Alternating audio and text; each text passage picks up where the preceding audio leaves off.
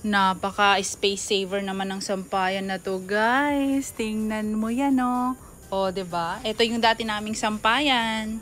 Diyan kami nagsasampay. Tapos pag biglang umulan, bubuhatin namin to. Ang laki ng space niya doon sa loob. Sasakupin niya buong sala namin. Pero ito, grabe. Ang liit na lang, oh. Diba?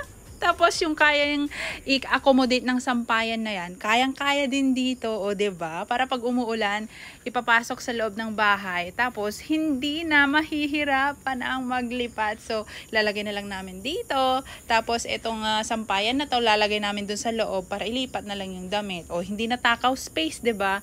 O baka naman naghahanap din kayo ng ganito, guys. Sobrang natuwa naman ako dito sa newly purchase ko na to. Sobrang sulit, sobrang worthy.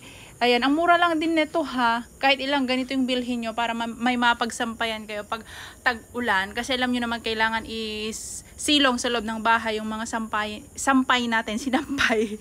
Ayan, pero kung ganito, ay nako, sobrang takaw ng space, walang madaanan. Pero ito, ilalagay lang sa sulok ko. Ayan na, meron ng sampayan. Yay! So ito pa yung ating round na sampayan, na-assemble yan.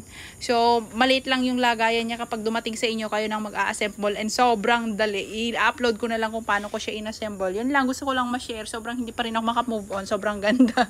Bye!